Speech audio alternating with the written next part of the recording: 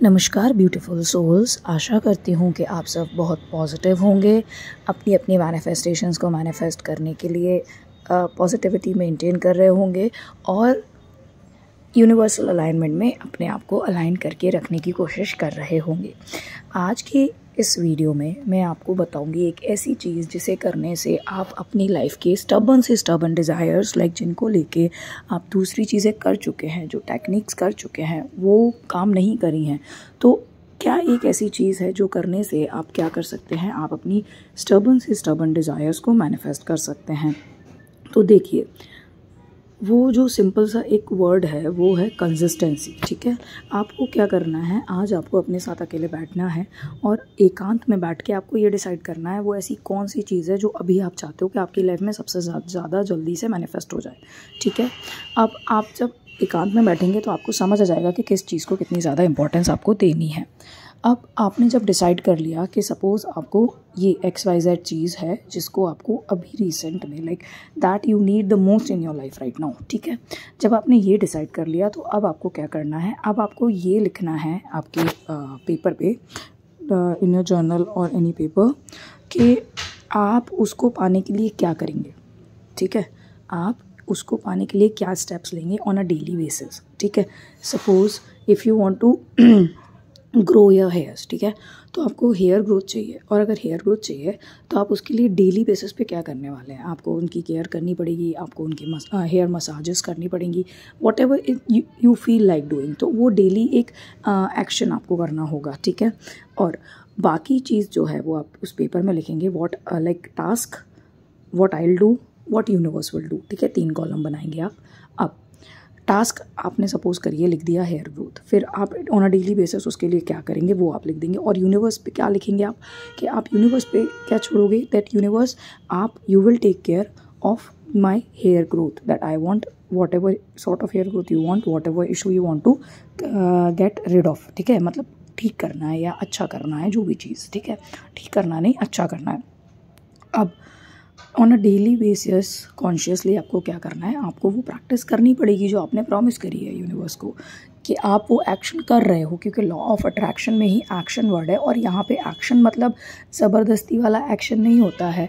Alignment में जब आप आते हैं तो आप विथ ईज़ एक्शन कर पाते हैं, आपको पता ही नहीं होता आपने इतने सारे काम कर लिए होते हैं। ठीक है, तो आपको क्या करना है, जो आपने टास्क डिसाइड किया है अपने लिए, जो आपने यूनिवर्स को बोला है कि आप ये करेंगे, आपको कंसिस्टेंटली वो चीज़ करनी है। और आप 21 डेज़ तक जब वो चीज़ एक करेंगे तो 21 डेज़ में क्या होता है, सबकॉन्शियस रिप्रोग्राम होने लगता है, प्लस आपकी अलाइनमेंट वाइब्रेशन भी है उस चीज़ को लेके पॉजिटिव होने लगेंगी। ठीक है, तो आपको क्या करना है, आपको कंसिस्टेंट रहना है। ठीक है, आप एक पेपर लेंगे, उसमें 3 कॉलम्स बनाएंगे, task, what you will do, what universe will do. Task लिख दिया आपने XYZ, आप उसको लेके क्या कर सकते हैं आप वो लिखेंगे। फिर यूनिवर्स उसको लेके क्या कर सकता है, आप यूनिवर्स से आपको क्या एक्सपेक्टेशन है आप वो लिखेंगे। और आप उसको डेली बेसिस पे क्या करेंगे, डेली बेसिस पे आप कंसिस्टेंटली उस चीज़ के लिए वर्क करेंगे। अब इसके साथ आपको एक चीज़ और करनी है, जब भी आपके दिमाग में उस चीज़ को लेके, जो भी चीज़ आप रिसेंट में you want the most in your life right now, उसको लेके आपके अंदर रेजिस्टेंस भी होगा। रेजिस्टेंस क्या होता है, जितनी भी बार हम नेगेटिव थॉट्स सोचते हैं, जितनी भी बार हमको उस चीज़ को लेके डर लगता है, ये लगता है कि नहीं ये हो ही नहीं पाएगा, वो मतलब वो चीज़ रेजिस्टेंस है। ठीक है, और जो चीज़ जो आपको डेस्परेटली अभी कोई चीज़ चाहिए, मतलब सबसे ज़्यादा जिस चीज़ को आप अभी चाह रहे हैं कि वो आपकी लाइफ में आए, और अगर वो चीज़ आपकी लाइफ में नहीं आ रही है, मतलब आपके अंदर कहीं ना कहीं उसको लेके डर है, फियर है, निगेटिविटी है, और वो चीज़ ओवर पावर कर रही है, हमारा इनर डीमन उसको ओवर पावर कराने की कोशिश कर रहा है। ठीक है, तो आपको क्या करना है, कॉन्शियस होना है और माइंडफुल होना है, अवेयर होना है इस चीज़ को लेके, कि आपको अपने थॉट्स को समझने की कोशिश करनी है। जिस टाइम उस चीज़ को लेके अगर आप पॉजिटिव सोच रहे हो और एकदम से नेगेटिव थॉट आए कि नहीं ये नहीं हो पाएगा, तो आपको उसको काउंटर करना है। काउंटर करना है मतलब आपको तुरंत उसको किससे काउंटर करना है, उसको आपको तुरंत पॉजिटिव अफर्मेशन से या पॉजिटिव स्टेटमेंट से काउंटर करना है कि नहीं ये होगा। ठीक है, ये चीज़। अब एक चीज़ याद रखिएगा, लॉ ऑफ अट्रैक्शन में कोई भी चीज़ ज़बरदस्ती नहीं होती है। ठीक है, you are the creator of your life, you are the creator of your destiny, क्योंकि हमारे संस्कृत में एक श्लोक भी है, अहम ब्रह्मास्मि, क्योंकि हमारे अंदर पूरा यूनिवर्स है, हम ही अपने लाइफ के ब्रह्मा हैं। तो वी आर द क्रिएटर। ठीक है, we are the creator, we are the curator. तो हमको इसलिए बस अपने आप को उस स्टेट में लाना है जहाँ पे हमको ये चीज़ें समझ आएँ। अब एक चीज़ और, ये मैं सेल्फ लव सीरीज़ में आपको छोटे छोटे टास्क क्यों दे रही हूँ, क्योंकि हम बहुत ज़्यादा निगेटिव हो जाते हैं चीज़ों को लेके। अगर कोई बड़ी बड़ी टास्क हमको करने को मिले और हम फिर डेस्परेट भी हो जाते हैं कि हम ये कर रहे हैं लेकिन हो नहीं रहा है। लेकिन अगर आप ये छोटी छोटी एक्टिविटीज़ और छोटी छोटी चेंजेस अपने लाइफ में लाएंगे तो एक चीज़ होती है बटरफ्लाई इफ़ेक्ट, जो कि बहुत ही ज़्यादा अमेजिंग होता है। ठीक है, बटरफ्लाई इफेक्ट में क्या होता है, एक छोटी सी बटरफ्लाई, वो कितनी टाइनी होती है ना, वो जब अपना विंग्स फ्लैप करती है तो पूरे यूनिवर्स की एनर्जी फ्लैप होती है, मतलब पूरे यूनिवर्स की एनर्जी चेंज होती है, पूरे यूनिवर्स में एनर्जी ट्रांसमिट होती है। जब वो एक छोटी सी बटरफ्लाई के विंग्स फ्लैप होने से यूनिवर्स की एनर्जी में चेंज आता है, तो आप ये सोचिए कि आपके थॉट में कितना ज़्यादा पावर है कि वो आपकी लाइफ में वो यूनिवर्स की एनर्जी को चेंज करे। ठीक है, आपकी लाइफ की एनर्जी चेंज करे, आपके लाइक यूनिवर्स की एनर्जी को चेंज करे उसमें ट्रैवल करके। तो इसलिए जब भी आप कुछ सोचें तो आप सबसे पहले एक चीज़ करें, आप बटरफ्लाई इफेक्ट लिख के कहीं पे आप जहाँ पे आपको दिखे ना वहाँ लगा लें। ठीक है, ये पर्सनली मैं भी करती हूँ।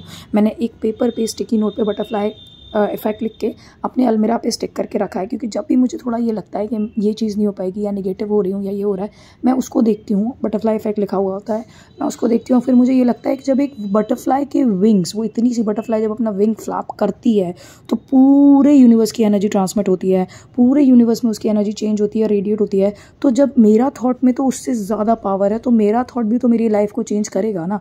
तो इस चीज़ से आपको क्या मिलेगा, इस चीज़ से you will try to keep on the flow, like easy flow side में। ठीक है, अब आप क्या करेंगे, यू स्टार्ट बीइंग कंसिस्टेंट। ठीक है, कंसिस्टेंट रहना है लेकिन ज़बरदस्ती नहीं रहना है, ईजीली रहना है, अलाइनमेंट के साथ रहना है। मैं मानती हूँ लॉ ऑफ अट्रैक्शन में एक्शन वर्ड है, बट वो एक्शन इंस्पायर्ड एक्शन है। इंस्पायर्ड एक्शन मतलब जब आप अपने सोर्स के साथ कनेक्ट हैं, जब आप अलाइनमेंट में हैं, तो तब जो आप जितने ईजी वे में आप एक्शन ले पाएंगे उतने ईजी वे में आप कभी भी और एक्शन नहीं ले पाएंगे। इसीलिए आपको क्या करना है, आपको इस थॉट प्रोसेस को अपने दिमाग में डालना है कि एक बटरफ्लाई इफेक्ट जब इतना ज़्यादा यूनिवर्स में एनर्जी रेडिएट कर सकता है, तो आपका थॉट तो आपकी लाइफ को पूरी तरीके से चेंज करेगा ही करेगा। सो आई होप कि आपको इस वीडियो से हेल्प मिली होगी। Until next time, stay positive, keep manifesting, believe in yourself, believe in the power that you hold.